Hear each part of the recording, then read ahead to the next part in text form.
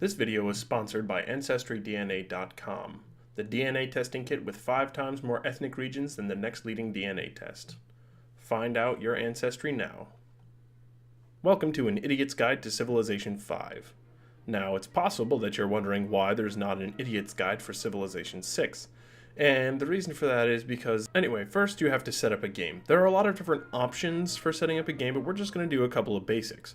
First, you have to select a civilization. There are excellent civilizations and there are a lot of them. We're just going to put it on random. Next, we have to select the difficulty. The difficulty ranges from settler to deity. Out of all these difficulties, it's best to select the prince, because we don't want to be known as a tyrannical warlord.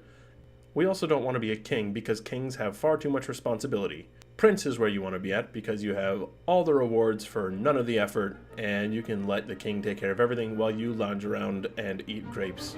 As far as some of the other settings, I personally like to turn off city-states because I find them irritating and stupid, but I decided to, for this game, turn on Raging Barbarians, because that one is probably going to be fun to play with.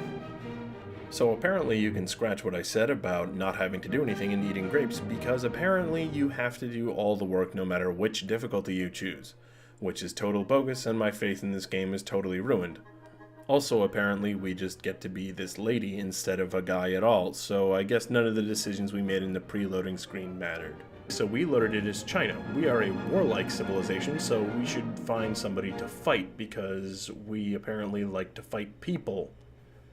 It turns out that finding someone to fight is a non-issue because Raging Barbarians is not an understatement. Barbarians are everywhere. Everywhere. Okay, after literally hundreds of years of fighting barbarians, I finally have them under control and now look forward to a long reign of peace.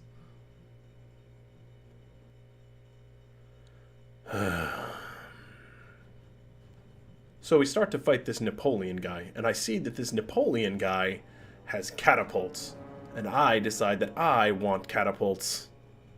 But then I realize that I can't make catapults, because catapults requires iron, and I have no iron.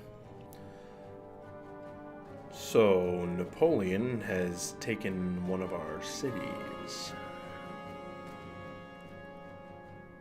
I'm starting to become upset. But I learned a long time ago to focus on what I can do and not what I can't do. So I constructed an army of horses and archers. I turned the word Napoleon into a swear word in every Chinese dictionary in the entire country.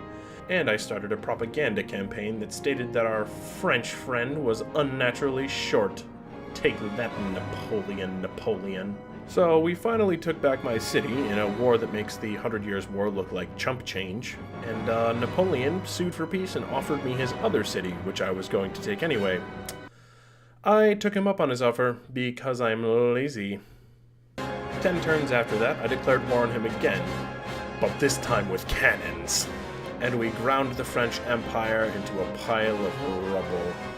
I took Paris as a souvenir and burned his other cities to the ground.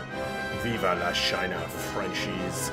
Thank you for following this grand crusade against the evil, disgusting French Empire.